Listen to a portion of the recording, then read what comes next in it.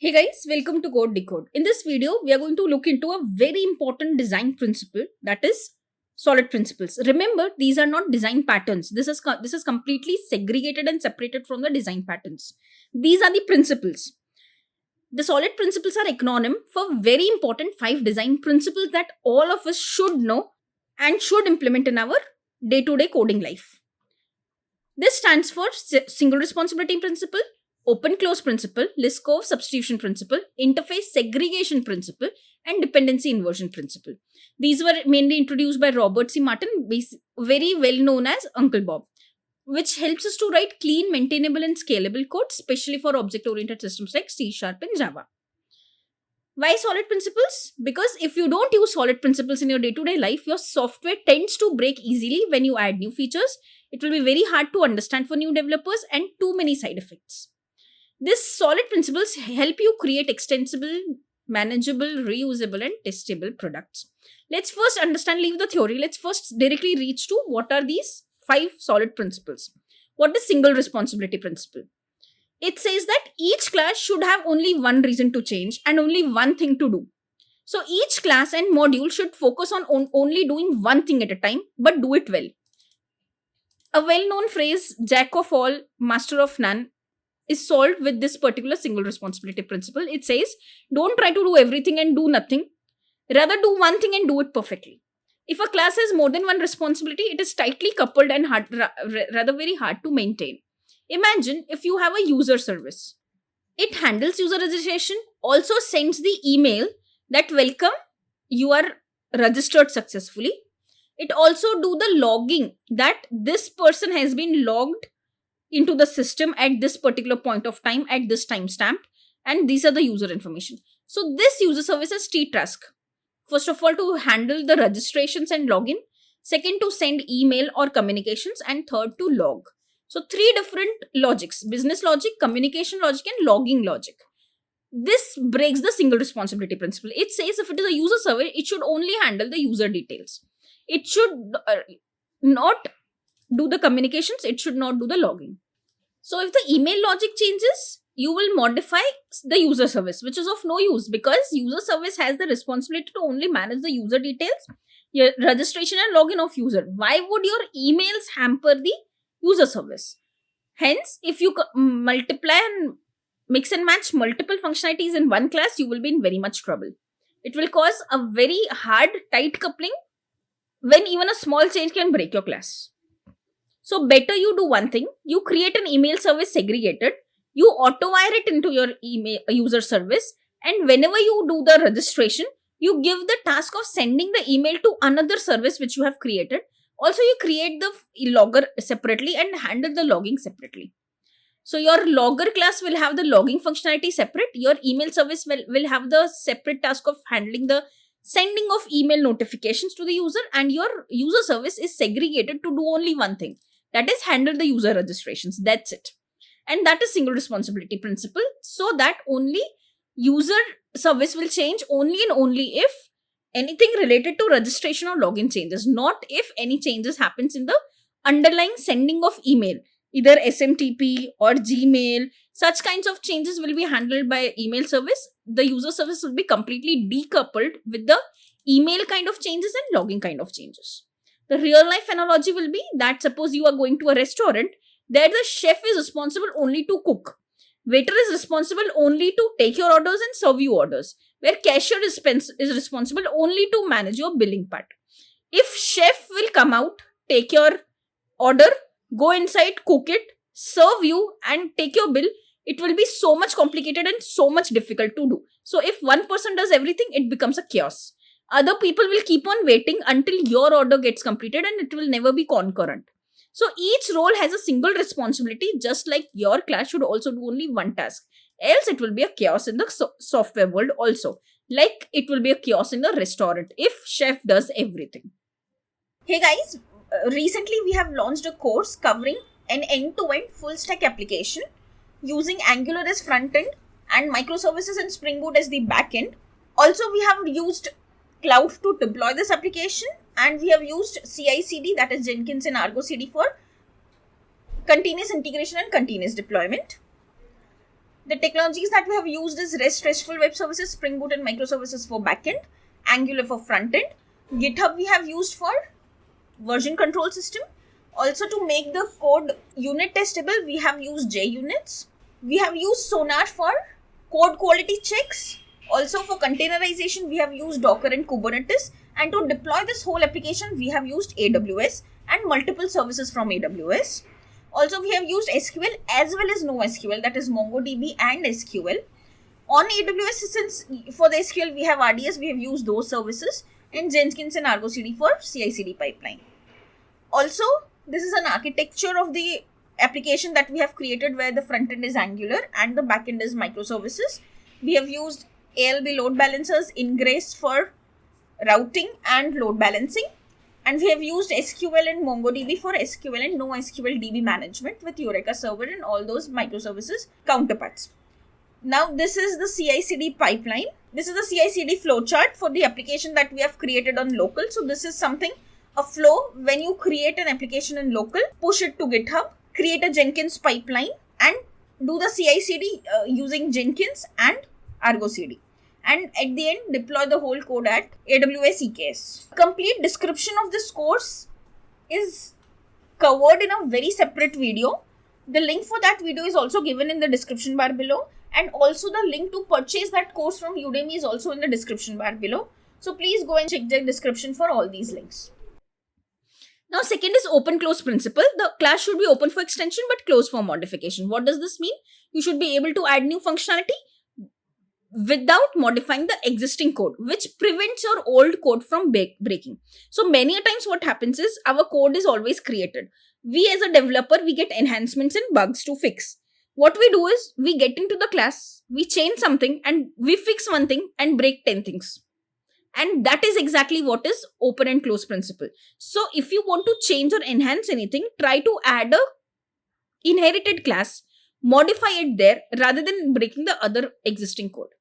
So it's all about adding instead of editing.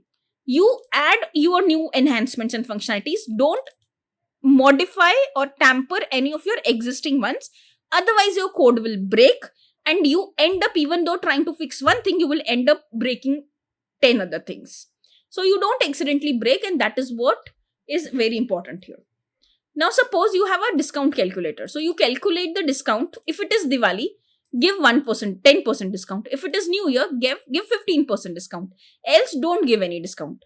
Now, if the Black Friday discount comes, what will happen? You will change the discount calculator class and you will add if else if again and again. You will make this class cumbersome, hard to maintain, and if new kinds of discounts comes into picture, you will end up creating a god class. Everything will be bumped up into one class. Bad, very bad design. How would you fix it? You can fix this with open close principle. It says you create one class whose task is to apply discount. You give the amount and the discount will be automatically applied. Now you use polymorphism and strategy design pattern where you create a Diwali discount class which will implement the discount interface and will apply the discount that give 10% discount in Diwali. You create another class, New Year discount, and then you apply the 15% discount to the amount, which also implements the discount. And similarly, if now a Black Friday sale comes, you will have to just create a new class Black Friday discount which implements the discount interface, apply and implement this apply and apply 30% discount. And then you have a discount calculator where you will tell which kind of discount it is. So if you apply the Diwali discount, automatically 10% discount will be applied on your amount.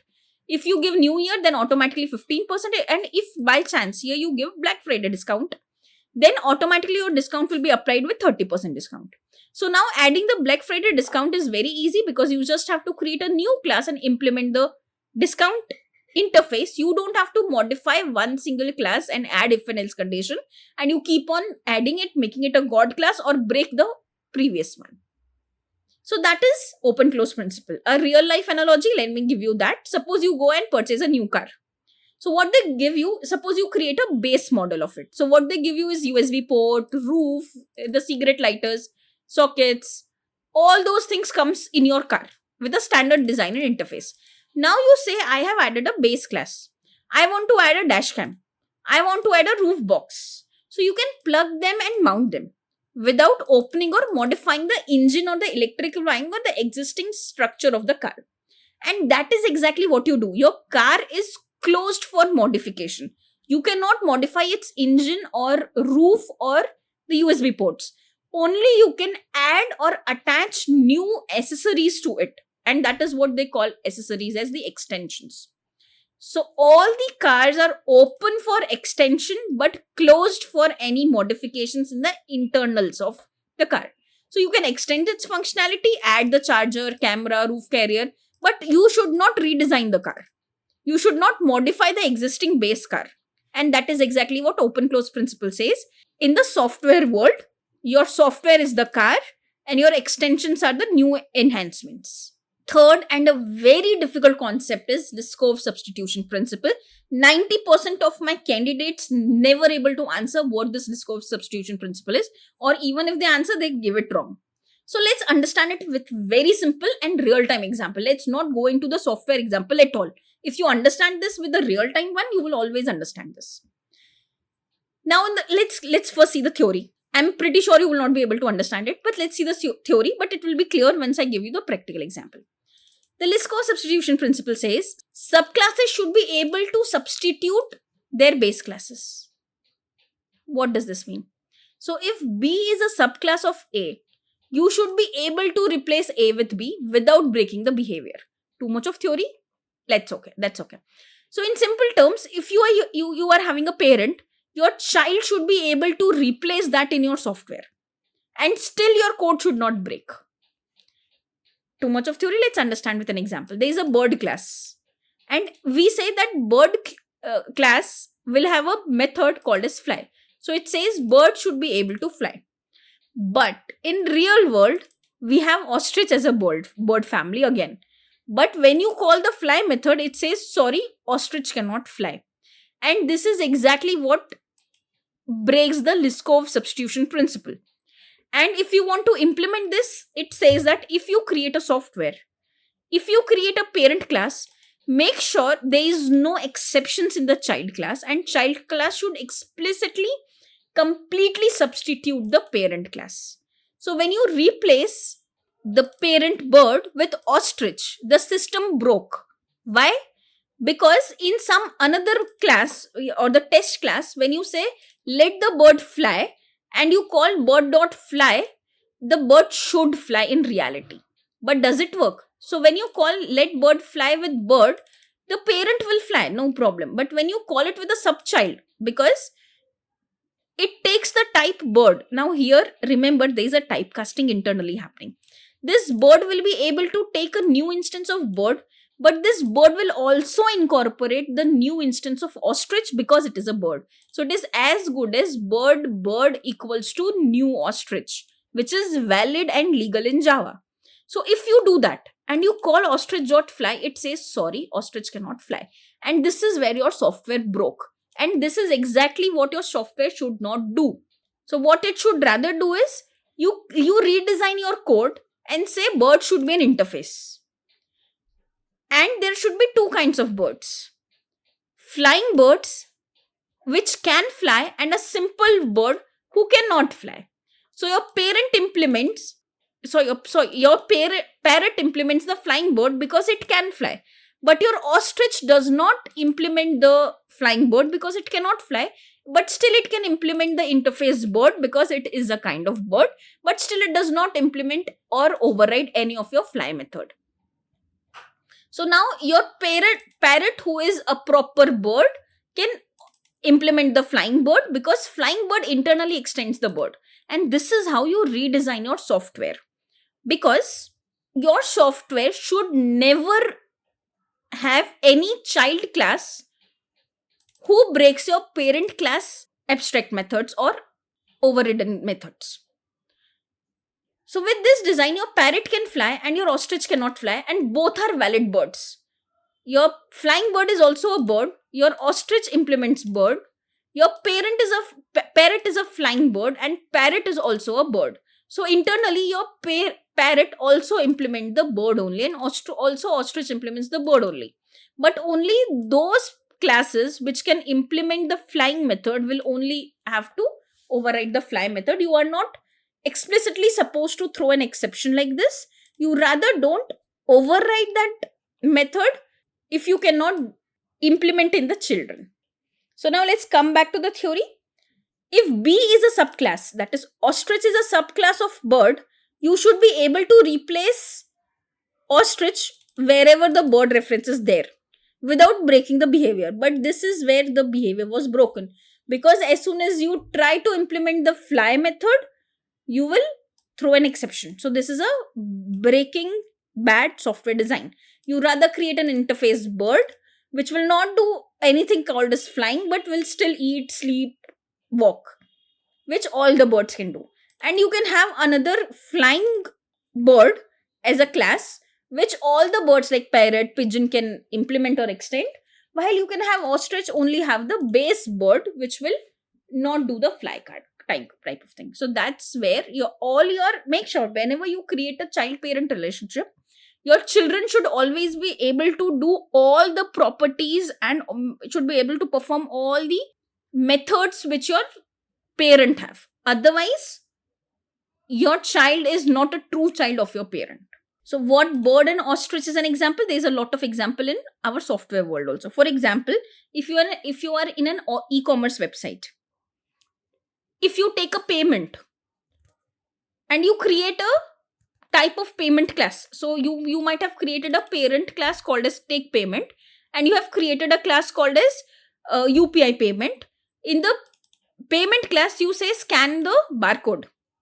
So your UPI payments will be able to implement that scan the barcode and will take the payment. But if you start taking payment going forward with debit and credit cards, will you be able to implement the scan UPI and take the payment? Answer is no.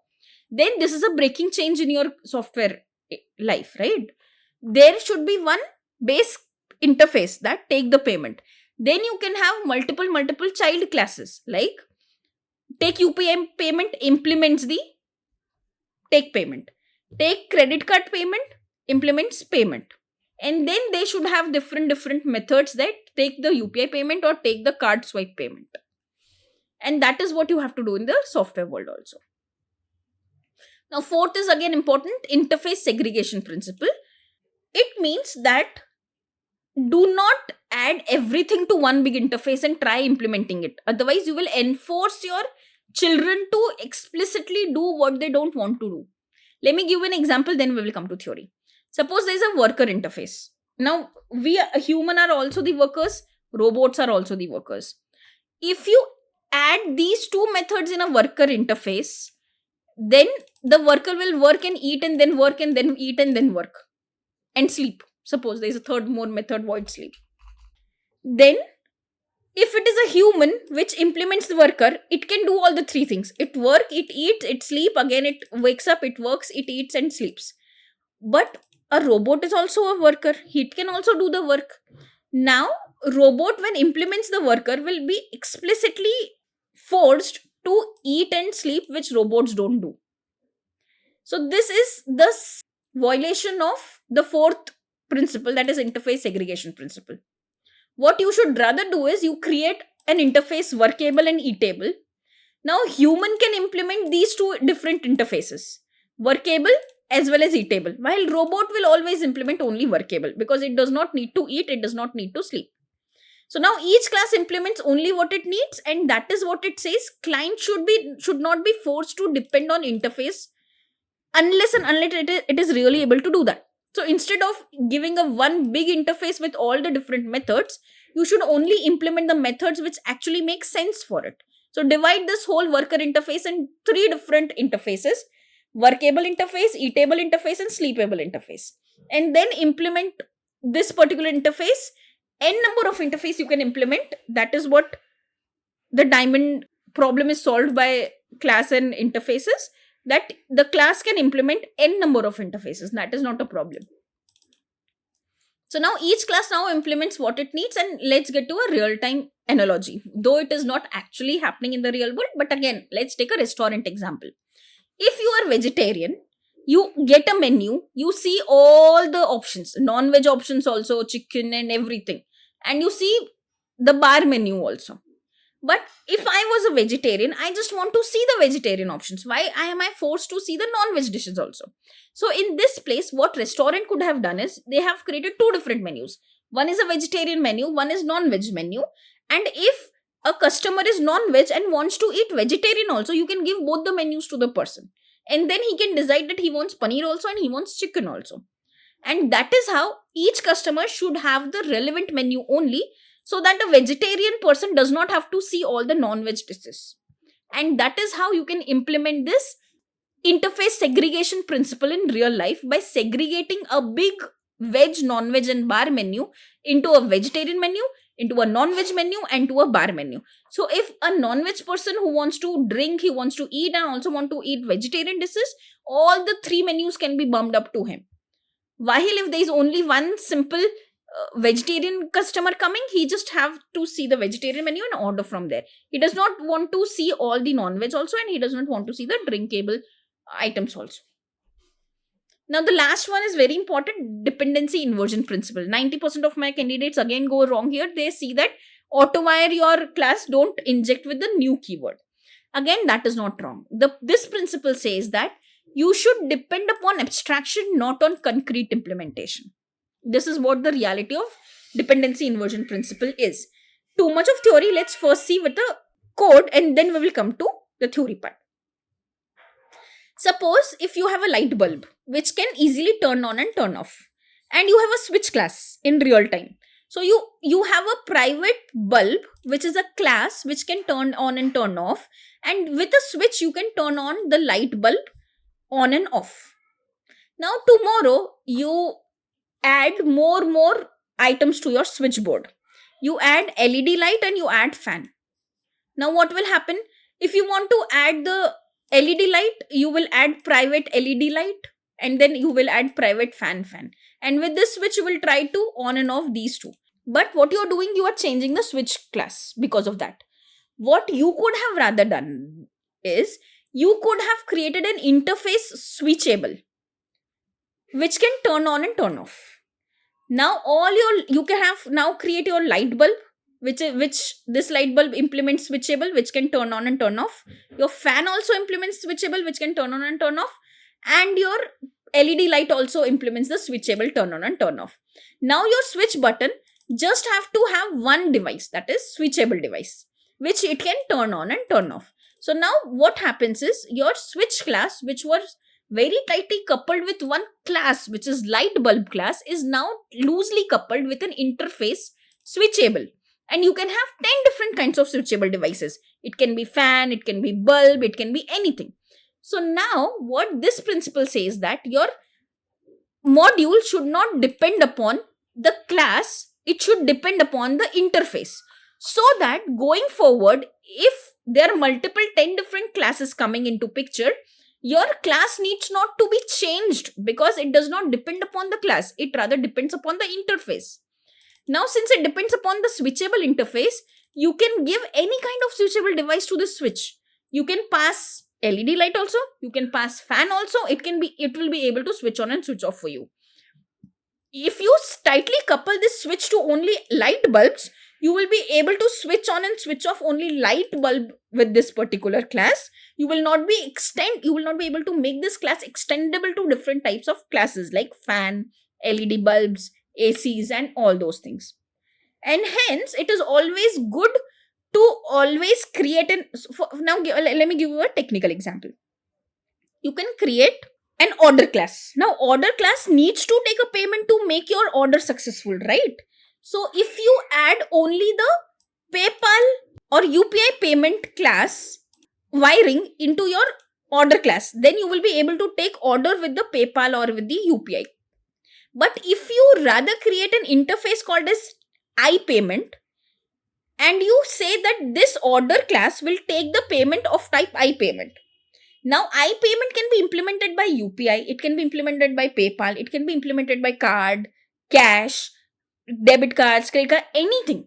So now your order can be fulfilled by taking any kinds of payments. You don't have to stuck to or very tightly couple with only one kind of UPI payments. And that is the beauty of having the dependency on interfaces rather than on the implementing classes. So don't depend upon the concrete implementation. Add the dependency of the interface or abstract classes so that you can extend it without modifying the existing class. Now, I'll give you the real-time analogy also for this. Suppose you have a universal socket.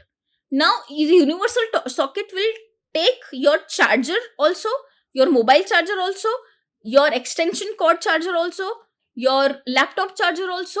It does not want to know what kind of device you are plugging in. It just want to know the type of that charger that you are plugging in. So it just is thinking about the shape of the plug which is able to accommodate into it. It will not think about the exact charger, that I will only take the mobile charger. I am the socket, I'm going to take only the mobile chargers. Don't add your washing machine charger or your grinder machine charger into me. That is not how your real universal sockets work. It is just the type that you should embed into the socket. It will work fine. You should not always say that only mobile chargers will be compatible with the socket. You will never be able to sell that kind of sockets ever in the market. So let's quickly get to the summary. S for solid principle, it says only one class, one responsibility. For example, chef should only do one task, cook, do not go out, get the order, get into the kitchen, cook it, serve it, give that task to waiter and billable person separately. So you should only have one task at a time. O is for open for extension, close for modifications, prevent the frequent code edits and prevent the unnecessary code breaks because of your changing and edits. Example is car. When you purchase a base car, it is open for your dash cams and all those modifications, but it is not open for your internal wiring changes. L is for Liskov substitution principles. Subclass must be following the complete contract of the parent. It should not break with any of the method which it cannot override. So it prevents unexpected behavior. For example, a bird versus ostrich. You should always create a bird as a parent class. You should always have the third interface or class called as flying birds, and ostrich should always have the bird implemented, not the flying bird implemented. Again, I is for small specific interfaces.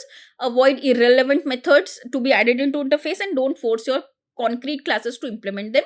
For example, if you go to the restaurant, you don't want to see the non-vegetarian menu, keep your vegetarian menu, bar menu and non-veg menu separate so that only the people who wants to see what will be able to see that. You can bombard that person with 10 times of different menus, that is fine. But for the vegetarian, don't give the non-veg and the drinking menus for no reason. D is for dependency inversion. That is, always try to depend upon the interface or the abstract class. Do not try to tightly couple one class with the another class, which makes the code flexible. For example, the universal plug socket, it will be able to accept any of your charger. Just the type of that charger matters. If the shape of charger is compatible with the socket of the universal plug, you will be good to go. You can add any kind of device into it. Now a quick e-commerce example. Suppose you have a product service, order service and payment service. A single responsibility principle says that your product should always handle the product related data. It should not go and send emails. It should not add any loggings. Also, it should only focus on your product kind of data, which makes the single responsibility principle possible. Open close principle, again, your payment service supports multiple types of payments. Tomorrow you want to add PayPal, then you should not edit the existing one. You should just add a new payment class. Like your new payment class extends the iPayment, and your system should be able to not modify the existing code base, but just add a new class to it. Liskov substitution principle, subclass should behave just like their parent. There should be no exceptions to it. The order system should not care about the gateways. It should always follow the process payment method. It should not throw an error during process of any payment. The interface segregation principle, suppose you have an e-commerce, if you have by mistake create an e-commerce service with 20 methods like add product, cancel order, refund payment, your one service is responsible for order fulfillment, payment fulfillment and product fulfillment, which is not right. Rather, you could have created product operations, order operations and payment operation as 3 interfaces, and then you could have given your product service only implements the product operation, order service only is related to order operations and so on. A dependency inversion principle says order service should not directly depend upon the PayPal service to take the orders. payments. Rather, it should depend upon the I payment, which will actually at runtime be of any type: PayPal, Razorpay, card, UPI, anything. It makes your order service flexible to take any kinds of payments at the runtime. So that was all about the solid principles. If you want to know or more types of principles we have in the software engineer, just let me know in the comment section. Thank you.